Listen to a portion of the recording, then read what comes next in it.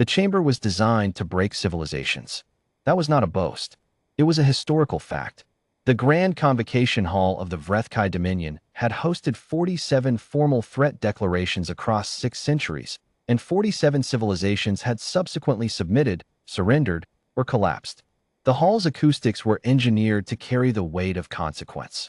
Vaulted ceilings of black obsidian that swallowed light, curved walls that funneled sound into a single unavoidable point, and a raised dais from which the Dominion's High Arbiter could look down upon any delegation as though they were insects already crushed beneath stone.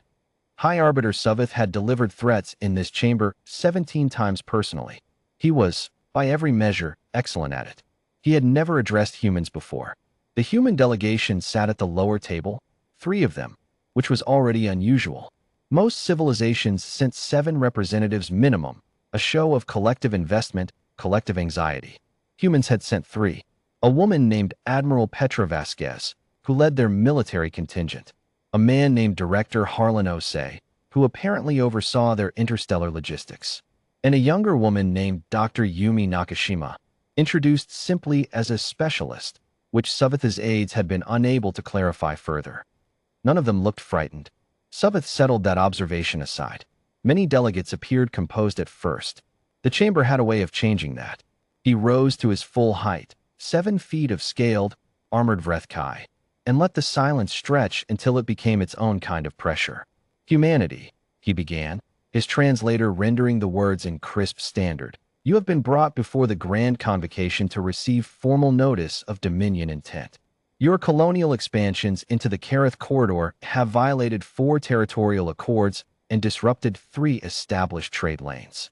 You have ignored 14 diplomatic notices. You have, in short, treated the Vrethkai Dominion as though it does not exist. He paused. The pause was important. It let the weight land. This ends today. Suveth spread his hands in the traditional gesture of declaration, arms wide, claws extended, a posture that in Vrethkai culture communicated absolute, non-negotiable finality. You will withdraw all settlements from the Kareth corridor within 30 standard cycles.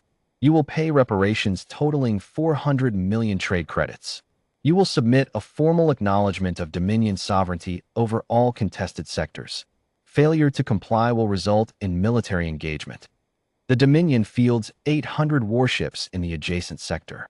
Your own fleet presence in the region numbers, by our last count, 11 vessels. He let that number hang in the air. 11 versus 800. He had seen species dissolve into weeping at lesser odds. Admiral Vasquez looked at Director Osei. Director Osei looked at Dr. Nakashima. Dr. Nakashima was writing something on a small handheld device, apparently taking notes. Vasquez turned back to Suveth. Her expression had not changed. Is that all? She said. The chamber went very quiet. Not the engineered quiet of Suveth's pauses, a different kind of quiet, the kind that happened when something unexpected entered a room. Suveth stared at her. I beg your pardon. I just want to make sure you've finished, Vasquez said pleasantly. I didn't want to interrupt. Is that the complete list of demands? Suveth's senior aide, Prector, leaned close and whispered. High Arbiter, I believe she may not have understood the translation. The translation was fine, Dr. Nakashima said, without looking up from her notes. We understood everything. Suveth placed both hands on the declaration table. Then you understand that 800 warships are currently positioned at the Kareth perimeter, yes. Vasquez nodded. We know. We've been watching them for about 6 weeks. She tilted her head slightly. Can I ask, are those your reserve fleet, or your primary engagement force? Silence. Primary, Prector said, before he could stop himself. Vasquez's expression did something subtle, not quite a smile, but the shape of one. That's actually helpful, thank you. She folded her hands on the table. High Arbiter Suveth, I want to be straightforward with you, because I think this conversation will go better if we're honest from the start. The Kareth corridor settlements aren't colonial expansions in the way your notices characterize them. They're resupply infrastructure for our deep transit routes. We sent responses to 11 of your 14 diplomatic notices. Your records office may want to check their inbox filters. Suveth blinked. You? The other 3 notices, she continued, arrived during a period when our Foreign Affairs Division was undergoing a restructuring. That one's on us, genuinely. We should have had better coverage. She glanced at Osei. Harlan, make a note. Osei made a note.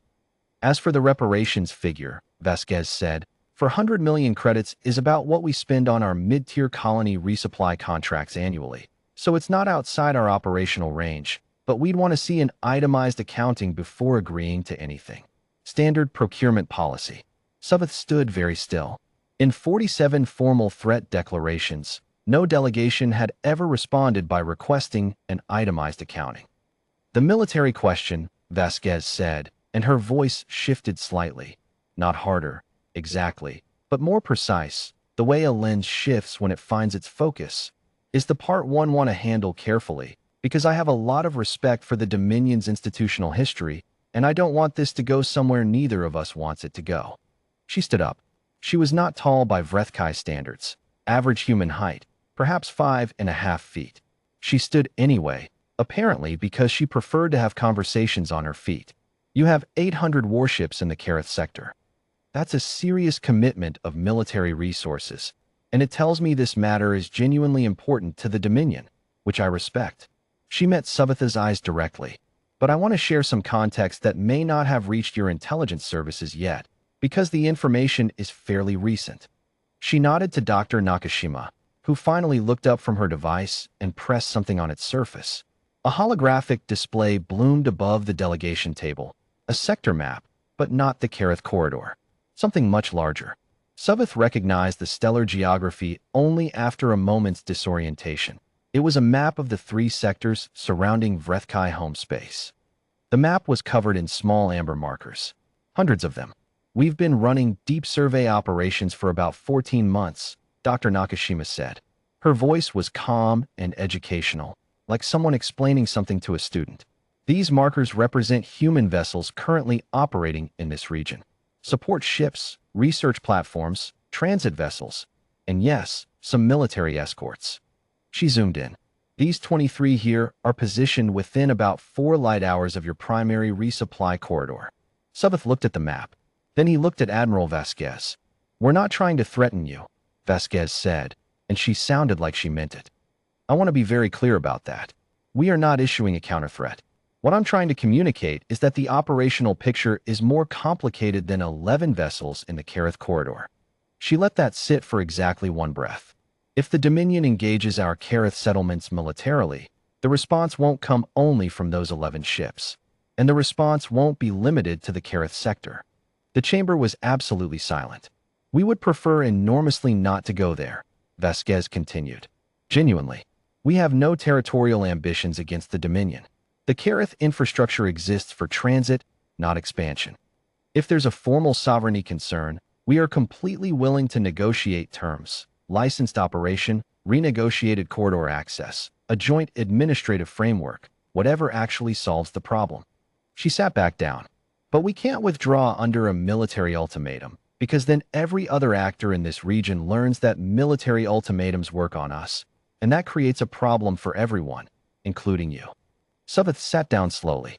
He had delivered threats in this chamber 17 times. He had never, in any of those 17 sessions, felt the ground shift beneath his feet so quietly and so completely. Prector leaned close again. High Arbiter, he whispered. Perhaps a recess. Yes, Suveth said. His voice came out steadier than he felt. A recess. 1 hour. Vasquez nodded graciously. Of course. We'll be here. As Suveth descended from the dais and his aides clustered around him in urgent, hushed tones, he heard the human specialist, Dr. Nakashima, say something quietly to the Admiral. He had excellent hearing. He caught it clearly. That went well, Nakashima said. Vasquez's reply was equally quiet. It always goes well when they ask if that's all. Suveth did not understand what she meant. He suspected, over the long hours of renegotiation that followed, that he was beginning to. 3 weeks later, the Kareth Corridor Accord was signed, a joint administration framework that gave the Dominion formal sovereignty recognition and gave humanity licensed transit rights for the next century.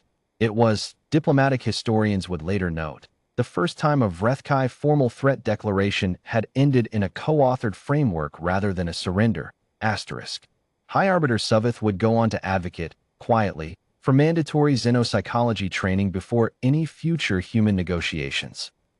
Admiral Vasquez sent him a congratulatory note when the accord passed ratification. It was warm, professional, and entirely gracious.